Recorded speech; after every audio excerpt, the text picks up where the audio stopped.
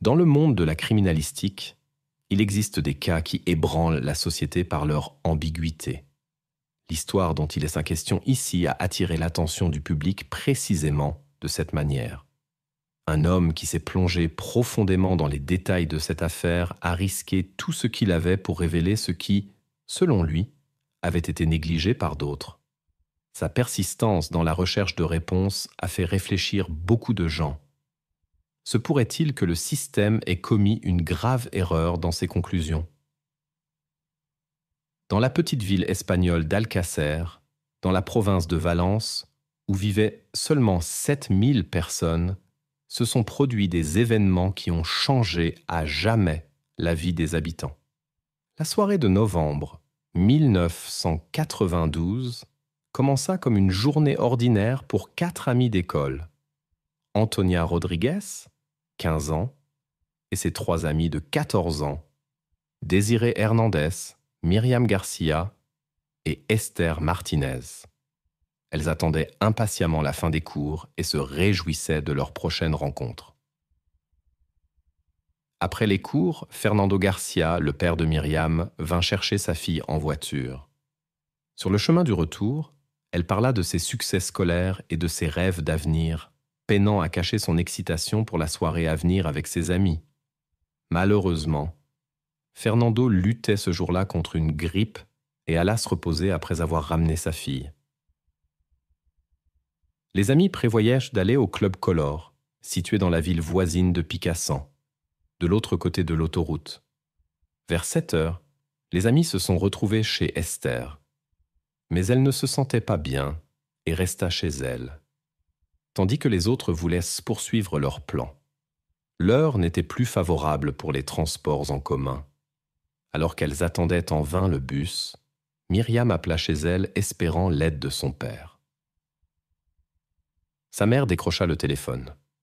La fille supplia de conduire leur groupe dans la ville voisine. La mère s'opposa fermement à cette idée, inquiète pour leur sécurité. De plus, le père avait besoin de repos pour guérir. Elle insista pour que les amis rentrent chez elle en raison de l'heure tardive.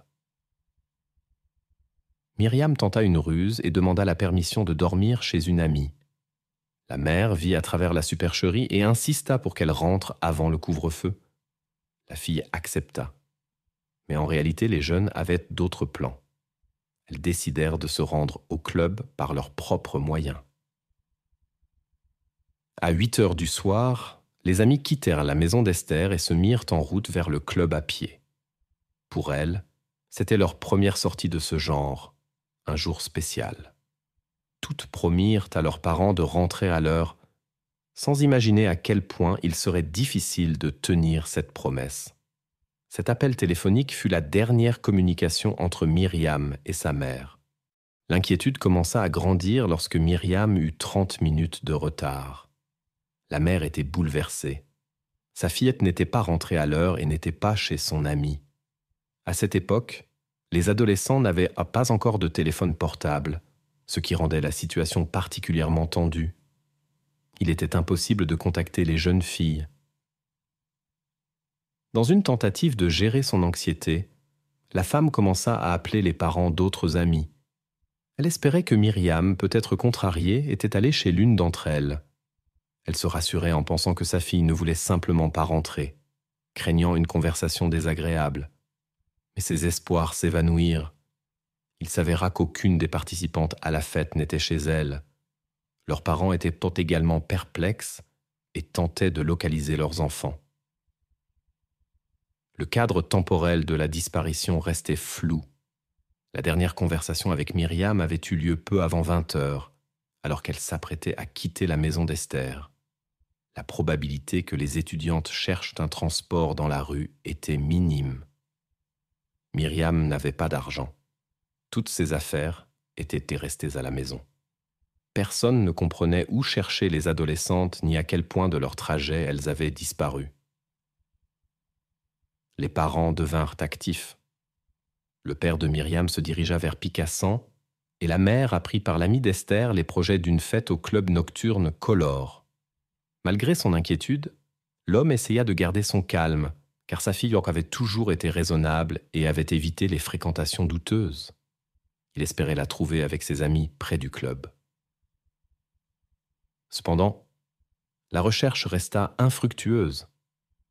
Personne dans la zone du club n'avait vu d'étudiante correspondant à la description. En l'apprenant, la mère se tourna immédiatement vers les forces de l'ordre. Mais elle se heurta à une réaction inattendue. Sa déclaration ne reçut pas d'attention particulière. Les représentants des autorités supposaient que les adolescentes faisaient simplement la fête ou avaient changé de club. Peut-être étaient-elles restées chez des connaissances. Il fut conseillé aux parents d'attendre 24 heures avant de déposer une plainte officielle. Les enquêteurs cherchaient des explications dans le comportement des jeunes femmes, mais les parents étaient certains. Cela ne leur ressemblait pas. Les disparus n'avaient eu que 14 à 15 ans. Dans la chambre de Myriam, tout indiquait un retour imminent. Les affaires étaient restées à leur place. Il n'y avait visiblement pas de préparatifs pour un long voyage. Un tableau similaire se présentait chez les autres participantes à l'incident. L'une des jeunes femmes avait même préparé son sac de sport pour l'entraînement du lendemain. Elle avait prévu de rentrer tôt chez elle pour se reposer. Tout ce qui s'était passé contrastait fortement avec le comportement habituel du groupe. Malgré l'inquiétude évidente des familles, les représentants de la loi maintinrent leur décision. Dans cette région tranquille, les incidents étaient rares, donc la situation n'a initialement pas suscité d'inquiétude sérieuse chez les autorités. Ils soupçonnaient que les jeunes voulaient peut-être prendre une pause de la maison et reviendraient d'eux-mêmes. Les familles des disparus ont insisté sur le fait que cette supposition était sans fondement. Une atmosphère chaleureuse régnait dans leur maison et les relations avec les enfants étaient confiantes. Cependant, les autorités n'ont initialement pas accordé d'importance particulière à ces paroles.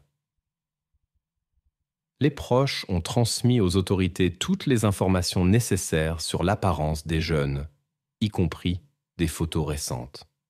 Ils espéraient que cela changerait l'attitude envers la situation et accélérerait le début des recherches. Quand l'information est parvenue au public, les résidents se sont montrés serviables. Dans leur petite ville, tout le monde se connaissait, et l'événement a suscité une grande inquiétude chez les habitants. Les 24 heures auxquelles les autorités avaient dit fait référence sont passées, mais il n'y avait aucune nouvelle des jeunes. Tout indiquait qu'ils se rendaient à un événement, mais ne sont jamais arrivés à destination. Le groupe d'enquête a commencé son travail après que la majorité des habitants ait appris l'incident, principalement grâce à l'activité du père de Myriam. Les habitants de la ville ont volontairement formé des groupes pour soutenir la recherche. Simultanément, la distribution de tracts d'informations avec la description des disparus a commencé. Les proches de Myriam ont participé particulièrement activement à ce processus. En interrogeant les témoins, il s'est avéré que leur amie malade Esther, qui était restée à la maison, avait été la dernière à les voir. Elle a raconté qu'elle connaissait les difficultés possibles de ses amis avec le transport. Personne ne pouvait les conduire et ils n'avaient pas de moyens financiers. Ils ont envisagé de demander un transport à des conducteurs inconnus. Esther a essayé de dissuader ses amis de cette décision irréfléchie, car elle la considérait imprudente. Maintenant, des pensées inquiétantes la tourmentaient qu'ils avaient peut-être utilisé ce moyen de transport. Les enquêteurs ont finalement pu parler avec les participants de la fête. Comme personne n'avait rencontré les amis ce soir-là, les officiers ont commencé à reconstituer leur itinéraire présumé. Pendant l'interrogatoire, des témoins importants sont apparus. Francisco Soria, camarade de classe d'une des amies, a partagé ses observations. Ce vendredi soir, après les examens finaux, il les a rencontrés au centre. Les amies marchèrent dans la direction opposée au club. Quand Francisco a demandé si elles allaient à la fête, elles ont dit non. Bien qu'ils ne se souviennent pas de l'heure exacte, il supposait qu'elles se dirigeaient chez leur amie Esther. Plus tard, vers 20h15, une autre connaissance les a aperçus près de la maison d'Esther. Cette connaissance était Francisco Hervos, un jeune homme un peu plus âgé que les autres. Quand il passait avec sa petite amie, ils ont vu le groupe. Bien qu'ils n'étaient non pas des amis proches, ils leur ont proposé de les conduire. Antonia, Myriam et Désirée ont dit qu'elles voulaient aller au club nocturne Color. Francisco avait des problèmes avec sa voiture, alors il les a déposés près du garage où ils se rendaient. Probablement les amies ont continué leur chemin à pied. La façon dont elles ont choisi d'aller au club a considérablement compliqué le travail des enquêteurs. L'endroit où elles sont descendues était une zone mixte avec des champs et des bâtiments. La zone n'était pas totalement déserte, ce qui donnait l'espoir de trouver des témoins supplémentaires. En effet, un tel témoin a bientôt été trouvé. Maria Dolores Soria a rapporté avoir vu passer devant sa maison des jeunes femmes d'apparence similaire. Selon elle, une voiture blanche avec 3 ou 4 inconnus s'est arrêtée à côté d'elle. Après une brève conversation avec le conducteur, les jeunes femmes sont montées dans la voiture. Malheureusement, la femme ne pouvait se souvenir ni de la marque, ni de la plaque d'immatriculation de la voiture. Il y avait beaucoup d'ambiguïté dans le témoignage de Maria. Particulièrement énigmatique était la question de l'espace. Comment les 7 personnes pouvaient-elles tenir dans une berline blanche ordinaire ?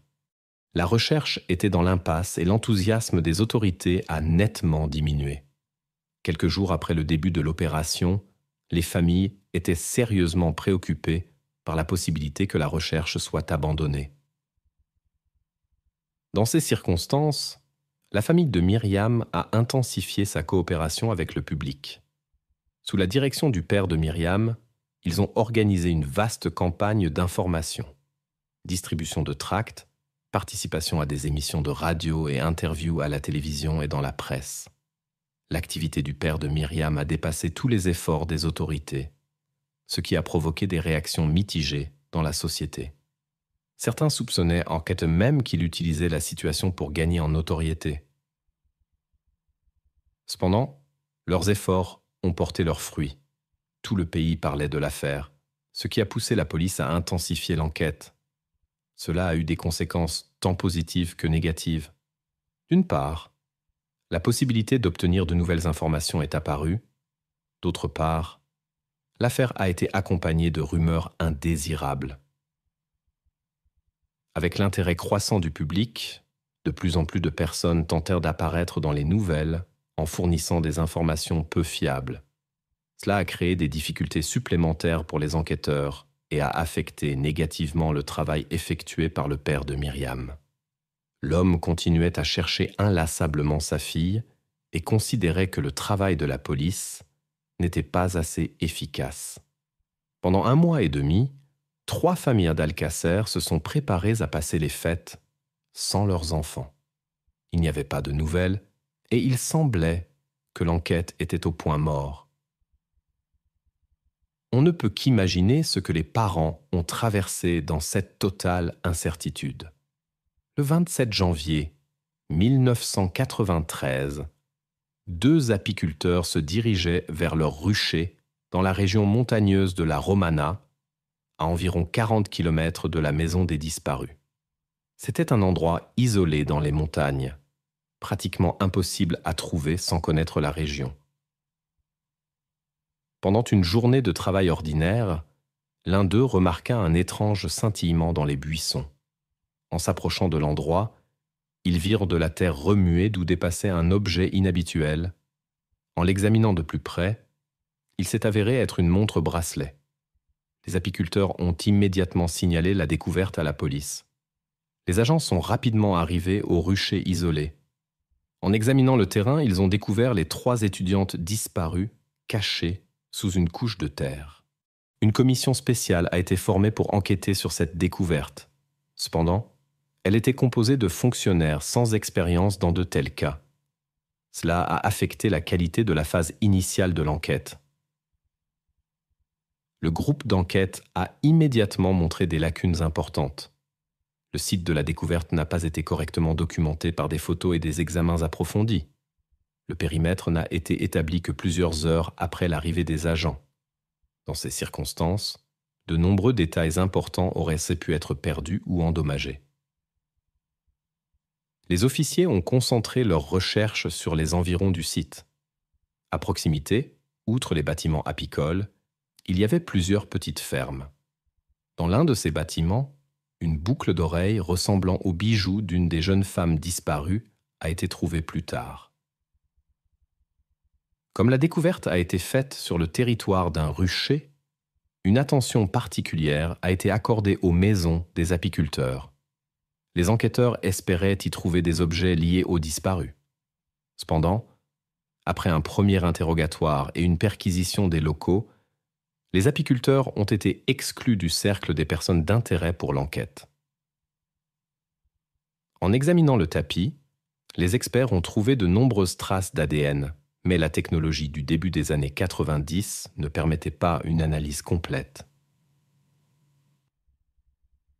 Sur le site, divers objets ont été découverts. Des vêtements épars, des cordes, des mèches de cheveux, des morceaux de papier et d'autres choses. À ce moment-là, le père de Myriam était à Londres, où il s'était rendu pour attirer l'attention internationale sur la disparition de l'adolescente. Le lendemain, une autre conférence de presse devait avoir lieu sur la recherche des étudiantes disparues. Le père a suivi jusqu'au bout le déroulement des recherches et a cru au meilleur. C'est pourquoi la nouvelle de ce qui s'était passé a été un coup dévastateur pour lui.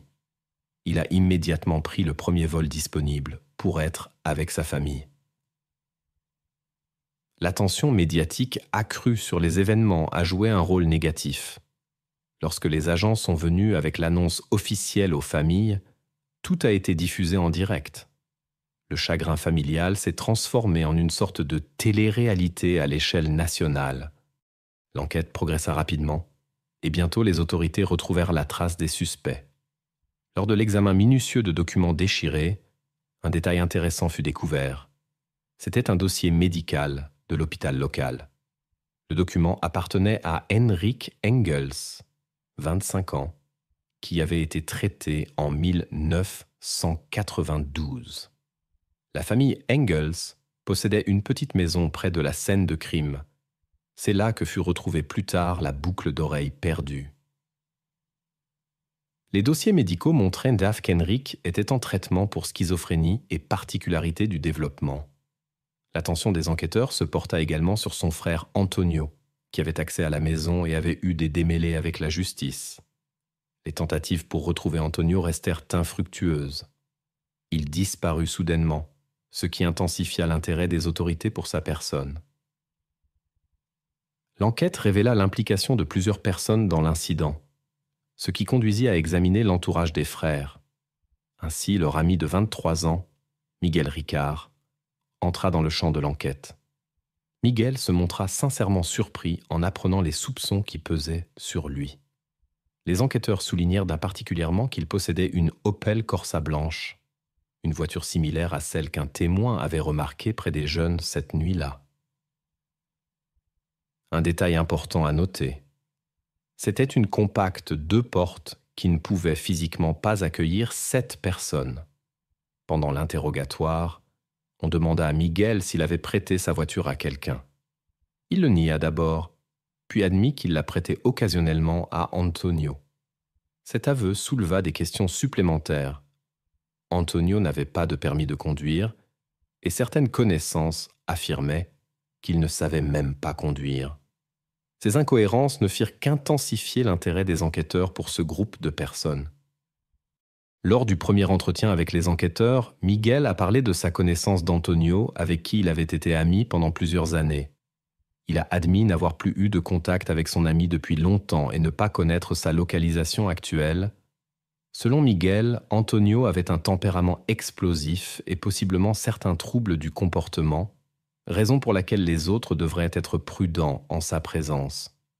Miguel a particulièrement souligné la non-implication d'Enrique, le frère cadet d'Antonio, mettant en avant son caractère pacifique. Il était remarquable que Miguel se soit abstenu de faire des commentaires similaires sur Antonio lui-même, ce que les enquêteurs ont interprété comme une indication indirecte de sa possible implication. Concernant sa localisation pendant la période en question, Miguel a affirmé avoir été en prison. Cependant, la vérification des documents a révélé une inexactitude. Il y est arrivé 2 semaines après l'incident. L'histoire de vie de Miguel Ricardo était compliquée. Après avoir perdu sa mère à l'âge de 3 ans, il est resté avec son père, qui était excessivement strict dans son éducation. Cela a conduit le jeune homme à expérimenter avec des substances interdites. À 16 ans, il a quitté l'école pour gagner de l'argent et a commencé à travailler dans une ferme. À 20 ans, il a trouvé un emploi comme vendeur de voitures d'occasion. Pendant un temps, Miguel a vécu avec une petite amie. Après l'annonce de sa grossesse, il a rejoint l'armée espagnole à Malaga. Après son retour du service, Miguel est retombé dans des habitudes nocives, ce qui a conduit à la rupture avec sa famille. Il a déménagé chez Antonio et ensemble, ils ont commencé des activités illégales, y compris l'appropriation illicite de véhicules. L'intérêt des enquêteurs pour Antonio est né en raison de ses problèmes antérieurs avec la loi et de la correspondance de la couleur de sa voiture avec les témoignages. À cette époque, il était en libération temporaire de prison. Né en 1966 au Brésil, Antonio a déménagé plus tard en Espagne avec sa grande famille. Un comportement problématique s'est manifesté dès l'école. Il entrait fréquemment en conflit avec les autres. Au lycée, il apparaissait en état d'ébriété. Des rumeurs circulaient sur la possession d'un objet dangereux. Avec un groupe de personnes partageant les mêmes idées, il a développé un système de tromperie pour les passants solitaires. Il les attirait dans un appartement où ils extorquaient de l'argent par intimidation.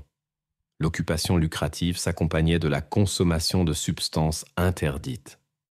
À un certain moment de sa vie, Antonio a commencé à distribuer des substances interdites. C'est alors que sa vraie nature s'est révélée.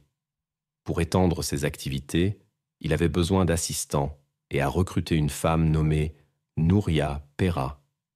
Quand elle a essayé de détourner la marchandise, Antonio l'a soumise à un traitement horrible dans son appartement. Son comportement destructeur affectait tous ceux qui l'entouraient. La situation s'est tellement aggravée que même la propre mère d'Antonio a été forcée d'obtenir une ordonnance de protection contre son fils. Un de ses frères s'est finalement tourné vers les autorités.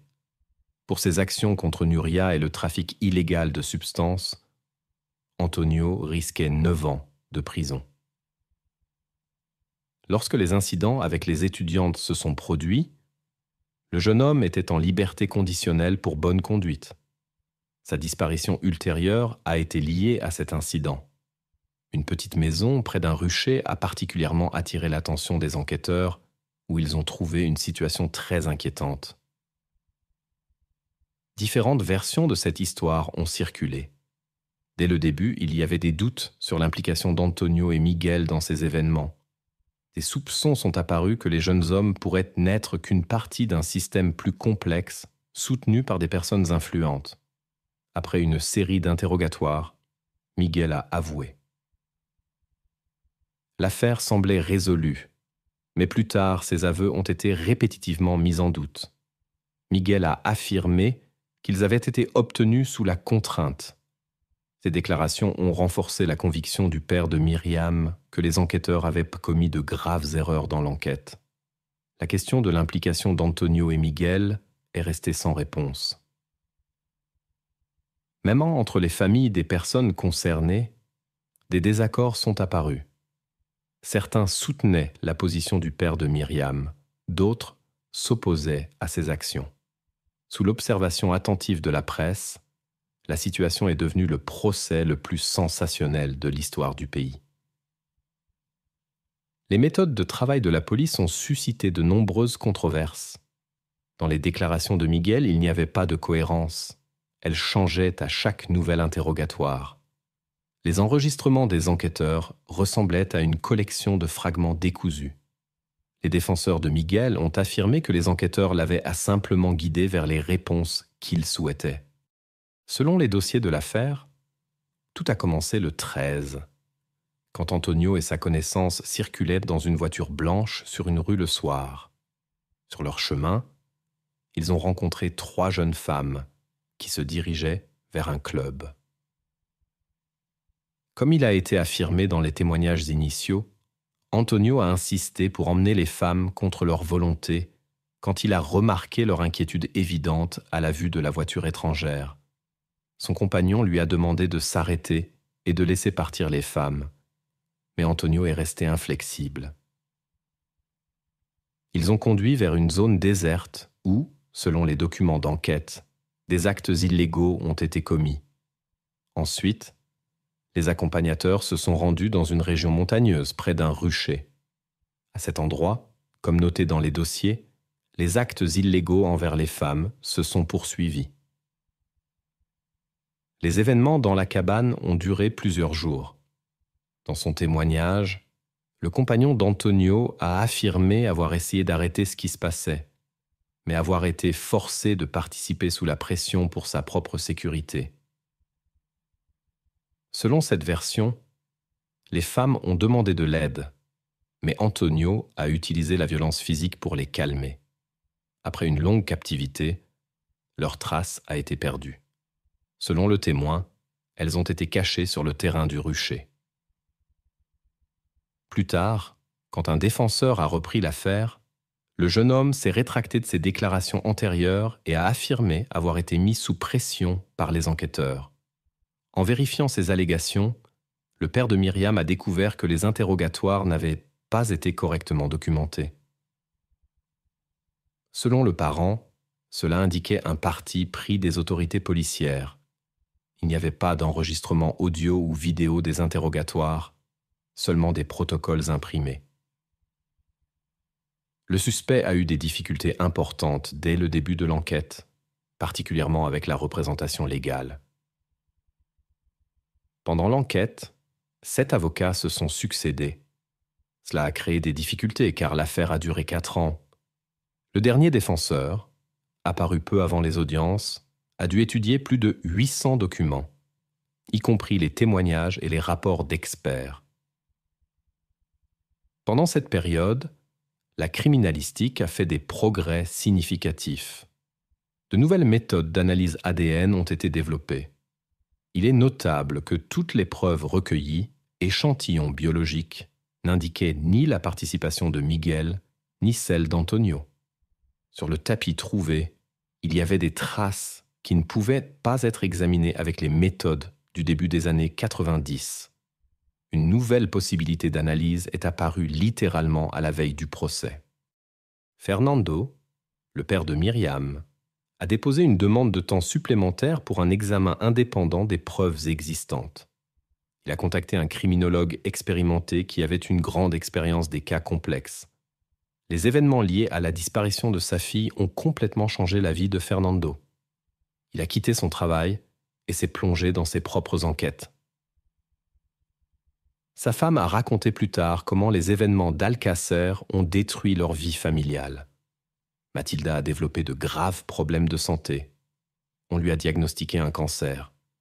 Elle a lutté contre la maladie pendant plusieurs années, mais a même refusé la possibilité d'une transplantation du foie, disant que cette chance devrait revenir à quelqu'un qui voulait vraiment vivre. Quand les procès ont commencé, Matilda n'était plus là. L'affaire Alcácer est devenue sans précédent dans l'histoire de la justice espagnole. Un sérieux conflit a éclaté lorsque des incohérences significatives ont été découvertes dans la version de l'accusation. Les experts indépendants n'ont trouvé aucun fait liant Antonio et Miguel aux étudiantes. Les seuls indices restants étaient une petite maison près du lieu où les disparus ont été trouvés et une carte déchirée trouvée à proximité, mais pas au même endroit. L'enquête sur la maison du rucher et la voiture blanche utilisée par les jeunes hommes n'a révélé aucune trace de l'incident. Compte tenu des déclarations de Miguel, cela semblait étrange. Les lieux auraient dû montrer des traces, Tout cela a soulevé de sérieuses questions, mais le procureur a insisté sur sa version. Dans ses enquêtes privées, le père de Myriam a touché aux intérêts de personnes influentes. Sa quête de vérité et son questionnement constant des actions des enquêteurs ont provoqué beaucoup de mécontentement. Il est même apparu à la télévision en suggérant l'implication d'une organisation criminelle dans l'affaire. Fernando a pointé de possibles connexions avec certaines personnalités de haut rang en Espagne. Cette activité n'est pas restée sans conséquences. Le père de Myriam et le criminologue qui l'aidait ont subi des représailles pour leur ingérence dans l'enquête officielle. Le procès de Miguel a commencé à la mi-1997. À ce moment-là, il était déjà en détention provisoire depuis 4 ans. Malgré des preuves insuffisantes, le tribunal l'a condamné pour la disparition de 3 jeunes femmes. Miguel a reçu 170 ans de prison. En 2011, la Cour européenne a examiné l'affaire et s'est rangée du côté du condamné. La commission a estimé qu'une telle peine sans perspective claire de libération pourrait affecter négativement le comportement des détenus et leurs relations avec le personnel pénitentiaire. Après 21 ans d'emprisonnement, Miguel Ricard a été libéré. Le lendemain, il a donné une interview où il a affirmé son innocence dans l'incident. L'histoire d'Antonio est restée incertaine pendant cette période. Il y avait des raisons de croire qu'il avait traversé la frontière. Il a été aperçu en Irlande comme passager clandestin. Puis sa trace s'est perdue. Diverses théories circulaient sur son sort. Certains soupçonnaient qu'il aurait pu tomber à l'eau, car des photos d'une personne lui ressemblant apparaissaient régulièrement sur Internet. D'autres témoins affirmaient avoir rencontré Antonio. Il aurait changé sa coiffure et la couleur de ses cheveux et prévoyait de quitter l'Espagne, tout en affirmant son innocence.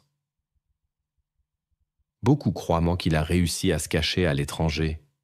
Peut-être est-il retourné dans son Brésil natal, car il possède la double nationalité. Son nom reste sur la liste des personnes les plus recherchées par Interpol. Des experts indépendants soupçonnent que plusieurs personnes étaient impliquées dans l'incident et qu'il ne s'est pas produit dans la zone apicole. Elles auraient pu être amenées là de n'importe où. Cependant, cette zone était assez inaccessible. Quelqu'un qui ne la connaissait pas l'aurait difficilement choisie, ce qui signifie qu'il était lié d'une manière ou d'une autre à cette zone. Malheureusement, de graves erreurs ont été commises pendant l'enquête. Le lieu de la découverte n'a pas été immédiatement bouclé. Il était contaminé et mal documenté. Les preuves ont été mal collectées. Les échantillons de la scène de crime ont été placés dans un seul conteneur et des preuves importantes ont été perdues en raison d'une manipulation inappropriée par les professionnels. Le père de Myriam croit que tout est beaucoup plus compliqué que ce que présente l'accusation. Plusieurs échantillons d'ADN sont restés non identifiés. Il n'y avait pas de correspondance dans la base de données. Selon lui, plus de personnes sont impliquées dans cette histoire. Mais la vérité pourrait rester à jamais dans l'ombre, car Antonio, qui aurait pu clarifier la situation, a disparu. Un monument aux 3 amies a été érigé dans le cimetière local. Elles sont restées inséparables.